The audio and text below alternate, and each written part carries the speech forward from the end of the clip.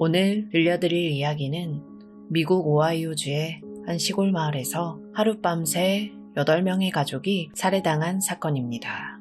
바로 2016년 오하이오주 파이크 카운티에서 벌어진 일이죠. 사건 속으로 들어가기 전에 여러분이 배경을 이해하시면 좋은데요. 파이크 카운티는 인구 2만 명 남짓한 작은 시골 마을이에요. 대도시인 신시내티나 콜럼버스에서 1시간 정도 떨어져 있는데 이 동네는 우리 한국의 일반적인 아파트 단지와 전혀 다릅니다. 이들은 보통 트레일러라고 불리는 이동식 주택에 살아요. 작고 허술한 게 아니라 땅에 고정된 1층짜리 집인데 벽이 얇고 구조가 단순하죠. 이 마을의 로든 가족은 이 트레일러 몇 채를 근거리에 두고 옹기종기 모여 살던 평범한 대가족이었습니다. 근데 2016년 4월 22일 금요일 아침, 이 평화롭던 시골 마을은 비명과 사이렌 소리로 뒤덮이게 돼요. 그날 아침 한 젊은 엄마가 침대에서 숨진 채 발견됐거든요. 근데 더 충격적인 건 그녀의 품 안에는 태어난 지 겨우 4일 된 갓난아기가 엄마의 피를 뒤집어 쓴 채 살아있었습니다. 범인은 엄마의 머리에 정확하게 총을 쏘면서도 바로 옆에 갓난아기는 털끝 하나 건드리지 않았던 거예요. 그날 밤 이 마을에서는 무슨 일이 벌어졌던 걸까요? 아침 7시 51분 911 센터의 전화기가 요란하게 울립니다. 신고자는 로든 가족과 친척 관계인 바비였어요. 그녀는 평소처럼 로든 가족들의 반려동물에게 밥을 주려고 동생네 집을 방문했다가 첫 번째 시신을 발견합니다. 당시 911 녹취록에서 바비는 거의 숨을 쉬지 못할 정도로 헐떡이면서 소리쳤어요. 유니언힐 로드 4077번지예요. 다 죽었어요. 집안에 피가 가득해요. 경찰이 처음 도착한 집에서는 40살의 크리스토퍼와 그의 사촌 38살의 게리가 발견됐습니다. 시신은 처참했어요. 크리스토퍼는 머리뿐만 아니라 몸통과 팔다리까지 총 9발의 총탄을 맞은 상태였습니다. 근데 바비가 비명을 지르면서 옆집으로 달려갔을 때 거기에서 두 번째 비극이 드러나요. 바로 크리스토퍼의 장남인 20살의 프랭키와 그의 약혼녀 20살의 해나가 침대에서 처형당한 채 발견된 거죠. 여기에서 꼭 주목하셔야 할 디테일이 있습니다. 이 침대 위에는 6개월 된 아기가 부모의 시신 사이에 끼어 있었고 다른 방에는 3살 된 아이가 살아있었어요. 범인은 4명의 성인을 무참히 살해하면서도 아이들은 전혀 건드리지 않았던 거예요. 공포는 여기에서 끝나지 않았습니다. 경찰이 현장을 수습하는 동안 세 번째 트레일러에서도 시신이 발견됩니다. 바로 크리스토퍼의 전 부인이었던 37살의 다나와 그녀의 아이들이 살던 곳이었죠. 다나는 머리와 목에 총을 맞았고 19살의 딸 한나 메이, 그리고 16살의 막내 아들 크리스토퍼 주니어도 침대에서 잠든 채 세상을 떠났어요. 한나 메이가 바로 아까 말씀드린 생후 4일 된 아기의 엄마였어요. 그리고 약 5시간 뒤인 오후 1시 26분. 여기에서 약 13km 떨어진 또 다른 마을 피케톤에서 8번째 희생자가 발견이 됩니다. 크리스토퍼의 형인 44살의 케네스였죠. 그는 자신의 캠핑카 안에서 머리에 단 한 발의 총상을 입고 숨져 있었어요. 단 하룻밤 사이에 한 가문이 사실상 몰살당한 거예요. 희생자는 8명, 사용된 총탄만 최소 32발. 부검 결과 더 충격적인 사실이 밝혀집니다. 희생자 중 일부는 총을 맞기 전에 심하게 구타당한 흔적이 있었어요. 이건 단순히 죽이는 게 목적이 아니라 고통을 주거나 뭔가를 확인하려고 했던 분노가 섞여 있었다는 뜻이죠. 자, 이제 수사관들의 입장에서 한번 생각해 볼까요? 이 사건에는 정말 기괴한 공통점들이 있었습니다. 첫째, 짖지 않은 개들. 다나 로든의 집에는 아주 사나운 보호견 2마리가 있었어요. 외부인이 오면 아주 난리가 나는 개들이었죠. 근데 사건 당일 이 개들은 전혀 짖지 않았고 공격을 받지도 않았습니다. 둘째, 강제 침입의 흔적이 없었다는 거예요. 문이 부서지거나 창문이 깨진 곳이 없었어요. 범인은 마치 열쇠를 가지고 있었거나 피해자들이 기꺼이 문을 열어줄 만큼 아주 가까운 지인이었다는 소리죠. 셋째, 정교한 무기 사용입니다. 현장에서는 3종류의 총기가 사용된 것으로 확인됐어요. 범인이 최소 2명 이상이고 아주 계획적으로 무기를 준비했다는 증거였죠. 8명의 시신과 살아남은 3명의 아기, 그리고 짖지 않은 개들. 수사팀은 이 미스터리를 풀기 위해서 오하이오 역사상 최대 규모인 100명 이상의 전담반을 꾸립니다. 하지만 진범의 윤곽이 드러나기까지는 무려 2년이라는 시간이 더 걸리게 됩니다. 사건 초기, 수사팀이 가장 먼저 맞닥뜨린 건 8구의 시신만이 아니었습니다. 현장을 수색하던 경찰들은 집 뒤편과 지하실에서 입을 다물지를 못했어요. 바로 대규모의 대마초 재배시설이 드러난 겁니다. 단순히 집에서 좀 키웠나 보네 수준이 아니었어요. 무려 200여 그루의 대마초 식물이 아주 전문적인 설비 속에서 자라고 있었거든요. 이건 명백히 개인용이 아니라 판매를 목적으로 한 비즈니스였죠. 게다가 한쪽에서는 싸움닭을 기르는 투기용 장비와 닭 수백 마리까지 발견됩니다. 이쯤 되면 수사 방향이 어떻게 될까요? 당시 오하이오주 검찰총장은 이렇게 말합니다. 이건 아주 정교하고 치밀하게 계획된 세련된 범죄 작전이다. 경찰은 즉시 멕시코 마약 카르텔을 떠올렸어요. 실제로 파이크 카운티는 과거에도 카르텔과 연계된 대규모의 대마초 농장이 적발된 적이 있었거든요. 돈 문제로 얽힌 카르텔 킬러들이 로든 가문을 본보기로 몰살했다. 이 가설이 수사팀의 머릿속을 지배하기 시작했습니다. 게다가 수사팀이 카르텔이라고 확신했던 결정적인 이유는 또 있었어요. 바로 현장의 청결함이었죠. 4개의 집에서 8명을 죽이려면 얼마나 난장판이 되겠어요. 근데 범인들은 정말 소름 끼칠 정도로 흔적을 남기지 않았습니다. 지문이나 DNA는커녕 그 많은 총을 쏘고도 범죄를 입증할 만한 법과학적 증거를 거의 다 치우고 사라졌어요. 물론 나중에 발견된 일부 탄피 흔적으로 총기의 종류는 파악을 했지만 범인을 특정한 결정적인 단서는 전무했습니다. 오죽하면 수사팀이 이건 일반인 솜씨가 아니다. 훈련받은 킬러들의 짓이다. 라고 단정했을까요? 이 치밀함 때문에 경찰은 멕시코 마약 단속국 DEA와 국토안보부까지 불러들여서 헛심을 쓰게 됩니다. 이게 바로 범인들이 노린 교란 작전이었던 거죠. 그리고 사건이 얼마나 공포스러웠는지 보여주는 상징적인 해프닝이 하나 있어요. 사건 직후에 신시내티의 유명한 사업가인 제프 루비라는 사람이 범인을 잡는 데 결정적인 제보를 하면 약 3,300만 원을 주겠다고 현상금을 걸었어요. 근데 며칠 뒤에 그는 돌연 이 현상금을 철회해버립니다. 트위터에 최근에 복잡한 범죄 전개 상황 때문에 보상금을 걷어들인다 라는 알 수 없는 말을 남기고요. 사람들은 수군댔죠. 사업가조차 카르텔의 보복이 무서워서 발을 뺀 거다. 이 소동은 마을 전체를 더 깊은 공포 속으로 밀어넣었습니다. 나중에서야 남부 오하이오의 크라임 스토퍼라는 곳에서 현상금을 다시 걸었지만 이미 민심은 꽁꽁 얼어붙은 뒤였어요. 여기에 수사팀도 가만히 있진 않았습니다. 5월 12일 검찰총장은 전례 없는 결정을 내려요. 증거 보존을 위해서 사건이 일어난 트레일러 주택들을 통째로 견인해서 옮기기로 한 거예요. 그리고 대형 견인차가 와서 집 3채를 통째로 들어올려서 웨이벌리에 있는 수사본부 창고로 실어 날랐습니다. 집안에 남겨진 피해자들의 물품과 미세한 혈흔 하나라도 놓치지 않으려는 필사적인 노력이었죠. 이 수사에 투입된 인원만 250명이 넘었고 오하이오주 전역에 25개 보안관 사무실이 자원을 보냈습니다. 500개 이상의 제보가 쏟아졌고 128건의 인터뷰가 진행됐죠. 오하이오 역사상 최대 규모의 수사가 진행되고 있었지만 범인의 윤곽은 여전히 안개 속이었어요. 하지만 수사관들이 가장 힘들었던 건 물증 부족이 아니라 바로 사람들의 입이었습니다.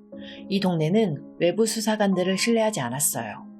찰스 보안관은 사람들이 분명히 무언가를 알고 있는데 보복이 두려워서 입을 열지 않는다 라고 경고했죠. 심지어 수사를 방해하면 누구든 체포하겠다며 가족과 이웃들을 압박하기까지 했습니다. 이 과정에서 로든 가족의 명예는 바닥으로 떨어졌어요. 언론은 그들을 마약 가문으로 낙인 찍었죠. 희생자 다나의 아버지는 카메라 앞에서 피를 토하듯이 말했습니다. 사람들이 내 딸을 진흙탕에 처박고 있어요.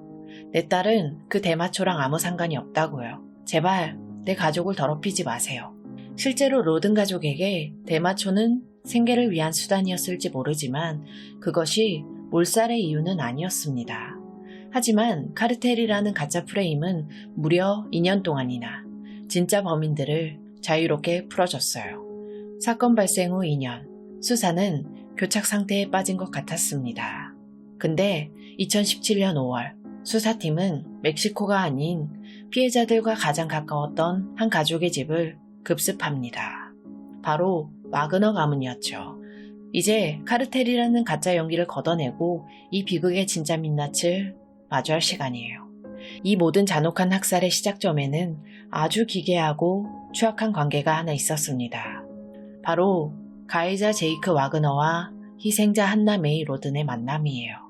두 사람이 처음 만났을 때 제이크는 20살의 성인이었고 한나는 고작 13살의 중학생이었어요. 20살과 13살, 이건 단순한 연애가 아닙니다. 제이크는 아직 판단력이 흐린 어린 한나에게 의도적으로 접근했고 이건 전형적인 그루밍 범죄였어요.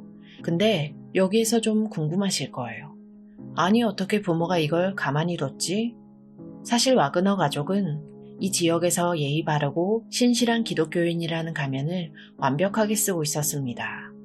로든 가족과 와그너 가족은 수십 년간 형제처럼 지냈고 제이크는 한나의 부모님에게도 아주 싹싹하게 굴면서 신뢰를 얻었죠.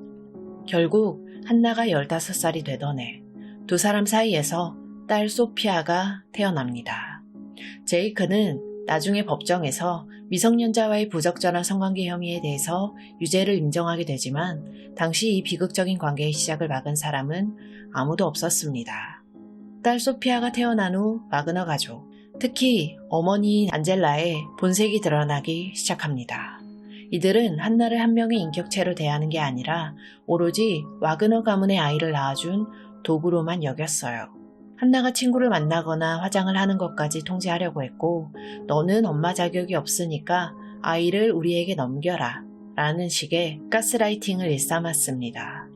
그래서 결국 한나는 제이크와 결별을 선택합니다. 근데 여기에서 제이크의 광기를 폭발시킨 결정적인 사건이 생겨요. 한나가 다른 남자를 만나서 새로운 삶을 시작했고 사건 발생 4일 전 그 남자와의 사이에서 둘째 아이를 낳은 거예요. 제이크는 질투에 눈이 멀었습니다. 내 딸 소피아가 다른 남자 밑에서 자라는 꼴은 절대 못 본다 라는 비정상적인 논리에 사로잡혔죠. 제이크는 후에 법정에서 이렇게 말했습니다. 한나가 다른 남자와 결혼을 하면 우리 소피아를 영영 뺏길 것 같았다 라고요. 이들에게 양육권은 아이의 행복이 아니라 가문의 소유권 전쟁이었던 겁니다. 와그너 가족은 살인을 결심하기 전 아주 비열한 밑작업을 마쳤어요. 먼저 안젤라는 한나의 페이스북 비밀번호를 알아내서 그녀의 모든 대화를 실시간으로 감시했습니다. 그러다가 수사관들의 눈을 번쩍 뜨게 만든 결정적인 메시지를 찾아내죠. 한나가 친구에게 보낸 메시지입니다. 난 절대 양육권 서류에 사인 안 할 거야. 그들이 내 딸을 가져가려면 차라리 나를 먼저 죽여야 할 거야. 안젤라는 이 메시지를 가족들에게 보여주며 거봐, 한나가 우리를 배신하려고 한다 라고 선동을 했습니다. 사건 당일 밤 제이크와 한나의 친딸인 소피아는 어디에 있었을까요? 소피아는 이미 와그너 가족이 안전하게 데리고 있었어요. 자기들의 핏줄은 미리 확보해둔 상태에서 방해물이 되는 한나와 그녀의 온 가족을 제거하려고 나선 것이죠. 도대체 어떤 사람들이길래 온 가족이 살인 공모자가 된 걸까요? 와그너 가문의 면면을 보면 그 폐쇄적인 광기가 느껴집니다. 어머니 안젤라는 이 집안의 실세이자 모든 계획의 설계자예요. 아이를 지키기 위해서라면 살인도 정당하다 라는 삐뚤어진 모성애로 가족들을 세뇌시켰습니다. 아버지 빌리는 범행에 필요한 총기와 장비를 구하고 아들들을 독려하면서 직접 현장을 누빈 실행대장이었어요. 형 조지는 동생 제이크의 집착을 돕기 위해서 기꺼이 총을 들고 살인작전에 동참했습니다. 동생 제이크가 이 모든 비극의 주인공이에요. 그는 나중에 내가 5명을 직접 쐈다 라고 자백을 하면서 가족들의 범행을 낱낱이 밝히게 되죠. 이들은 겉으로는 평범한 이웃이었지만 속으로는 누구도 우리 가문의 권위에 도전할 수 없다 라는 독점욕으로 똘똘 뭉친 집단이었어요. 이제부터 들려드릴 이야기는 정말 믿기 힘드실 거예요. 한 가족이 이웃을 몰살하기 위해서 얼마나 치밀하게 그리고 얼마나 차갑게 준비했는지 그 과정을 보면 이건 더 이상 이웃 간의 갈등이 아닙니다. 이건 완벽한 군사작전이었어요. 와그너 가족은 범행 몇 달 전부터 로든 가문 제거 작전에 돌입합니다. 먼저 범행에 사용할 트럭부터 손을 봐요. 이들은 트럭 바닥에 특수 고무 매트를 깔고 머플러를 개조했습니다. 조용한 시골 밤길을 달려도 누구 하나 깨지 않도록 소음을 극도로 줄인 일종의 스텔스 트럭을 만든 거죠. 그뿐만이 아닙니다. 이들은 사냥용 트레일 카메라를 구입해서 로든 가족의 집 주변 나무에 몰래 설치했어요. 누가 몇 시에 드나드는지, 언제 불이 꺼지는지를 24시간 감시하면서 그들의 일상을 데이터화했죠. 그리고 범행 현장의 흔적을 남기지 않기 위해 월마트에서 페이디드 글로리라는 브랜드의 신발을 여러 켤레 삽니다. 한국으로 치면 대형마트 매대에 쌓아놓고 파는 1, 2만원짜리의 아주 흔한 신발인데요. 족적을 혼란스럽게 만들고 범행 직후 바로 태워버리기 위함이었죠. 심지어 어둠 속에서도 정확하게 머리를 겨냥하기 위해서 수천 달러짜리 야간 투시경까지 준비했습니다. 더 소름 돋는 건 이들이 거실에 모여서 살인 연습을 했다는 사실이에요. 엄마, 아빠, 아들들이 둘러앉아서 누가 먼저 방에 들어갈지, 누가 첫 발을 쏠지 이걸 예행 연습한 거예요. 게다가 이들은 로든 가족의 집 평면도를 노트북에 띄워놓고 동선을 짰습니다. 조지가 문을 열면 제이크가 들어가서 왼쪽 침대를 맞는다 라는 식의 구체적인 전술 훈련이었죠. 특히 엄마 안젤라는 이 과정에서 일종의 감독 역할을 하면서 아들들에게 살인을 정당화하고 세뇌시켰습니다. 여기서 앞서 말씀드렸던 짖지 않은 개들의 비밀이 풀려요. 수사 결과 범인들은 개들을 죽이는 대신 간식을 준비했어요. 평소 로든 가족과 워낙 친했기 때문에 개들은 그들을 경계하지 않았고 범인들은 간식을 던져주면서 개들을 안심시킨 뒤 유유히 집 안으로 진입할 수 있었던 거예요. 충성스러운 개들조차 그들이 살인마가 되어 돌아올 줄은 꿈에도 몰랐던 거죠. 드디어 2016년 4월 20일 밤 야간 투시경을 쓴 빌리, 조지, 제이크 이 세 부자는 어둠을 뚫고 로든 가문의 집으로 향합니다. 이들은 가장 멀리 떨어진 크리스토퍼의 형 케네스의 집부터 시작해서 사냥하듯이 한 집 한 집을 돌았습니다. 가장 비극적인 순간은 제이크가 전 여자친구였던 한나 메이, 한나의 방에 들어갔을 때였어요. 제이크는 나중에 법정에서 당시 상황을 아주 덤덤하게 자백을 하는데요. 그는 문을 열고 들어갔을 때 한나가 침대에 누워 있었고 그 품 안에는 생후 4일 된 아기가 있다는 걸 분명히 알고 있었습니다. 보통 사람이라면 거기서 멈추지 않았을까요? 하지만 제이크는 망설이지 않았습니다. 그는 아기가 옆에 있는 상태에서 한나의 머리를 향해 2발의 총탄을 쐈어요. 총성 소리에 아기가 깰 법도 했지만 이들은 이미 총기에 소음기를 달거나 정교하게 개조한 상태였죠. 제이크는 나중에 한나가 우리 소피아를 뺏으려고 했기 때문에 제거해야만 했다 라는 식의 궤변을 늘어놓았습니다. 사일된 피덩이가 엄마의 피를 뒤집어 쓰고 있는 그 지옥 같은 현장을 뒤로하고 이들은 다음 방으로 발걸음을 옮겼어요. 8명을 몰살하는 데 걸린 시간은 단 몇 시간. 새벽녘 일을 마친 와그너 부자는 피 묻은 옷과 신발을 챙겨서 집으로 돌아왔습니다. 집에 돌아온 그들이 가장 먼저 한 일은 마당에 불을 피워서 범행에 쓴 신발과 옷가지들을 태우면서 이들은 아주 평온하게 아이스크림을 먹었습니다.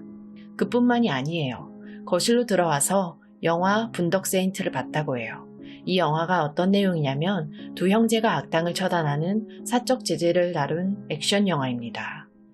8명의 이웃을 처형하고 돌아온 직후에 자신들을 마치 심판자라고 생각을 하면서 그 영화를 감상한 거죠. 제이크는 나중에 범행 후에 배가 고팠고 영화를 보는 게 평소의 일상이었다 라고 진술했습니다. 8명을 죽이고 온 사람들의 모습이라고는 도저히 믿기지 않는 극도의 냉혈함이죠. 이들은 이렇게 자신들의 범죄가 완벽하게 은폐되었다고 믿었어요. 사건 발생 후 1년이 지났습니다. 수사는 여전히 카르텔 루머와 안개 속에 갇혀 있었죠. 근데 2017년 6월 와그너 가족이 대담한 결정을 내려요.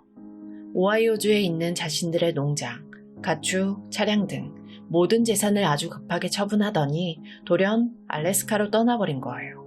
오하이오에서 알래스카까지는 차로 꼬박 일주일을 쉬지 않고 달려야 하는 약 7,000km에 달하는 거리입니다. 한국으로 치면 서울에서 부산을 10번 정도 왕복해야 하는 엄청난 거리죠. 왜 하필 그 먼 곳이었을까요? 사람들은 수군댔습니다. 범인이 아니라면 왜 저렇게 도망치듯 떠나지? 하지만 와그너 가족은 태연했어요. 오히려 자신들을 향한 의심의 눈초리를 피해서 아무도 자신들을 모르는 곳에서 새 삶을 시작하겠다는 일종의 선언이었죠. 이들이 도망친 곳은 알래스카의 아주 외딴 시골 마을이었어요. 그곳에서의 삶은 어땠을까요? 놀랍게도 그들은 완벽한 기독교인 행세를 했습니다. 매주 빠짐없이 지역교회에 출석했고 이웃들에게는 아주 친절하고 예의 바른 홈스쿨링을 하는 독실한 가정으로 통했습니다. 한번 상상해보세요. 밤마다 이웃 8명을 처형하던 그 손으로 성경책을 들고 찬송가를 부르는 그들의 모습을요. 알래스카의 이웃들은 나중에 인터뷰에서 그들은 정말 법 없이도 살 사람들처럼 보였다 라고 회상했습니다. 하지만 그 평화로운 일상 이면에서 수사팀의 칼날은 조용히 그들의 목전까지 다가와 있었습니다. 이들이 알래스카로 떠난 게 수사팀에게는 오히려 이놈들 봐라, 죄가 없으면 왜 이렇게 멀리 도망가? 라는 확신을 주는 꼴이 됐거든요. 와그너 가족이 알래스카에서 안도의 한숨을 내쉴 때 오하이오주 수사국 요원들은 이미 알래스카에 도착해 있었습니다. 수사팀은 와그너 가족이 눈치채지 못하게 아주 은밀하고 집요하게 움직였어요. 그리고 잠복 근무를 하면서 와그너 가족이 버린 쓰레기통을 이잡듯이 뒤졌습니다. 그들이 버린 음식물, 쓰레기, 칫솔 하나하나에서 DNA를 제취했죠. 여기에서 더 소름 돋는 디테일은 수사팀이 이들의 전화와 대화를 도청하고 있었다는 거예요. 이들이 서로 나눈 대화 속에서 수사팀은 범행과 관련된 결정적인 실마리들을 하나둘 수집해 나갔습니다. 심지어 수사관들은 그들과 같은 교회에 다니거나 이웃으로 위장해서 그들의 일상을 24시간 감시했어요.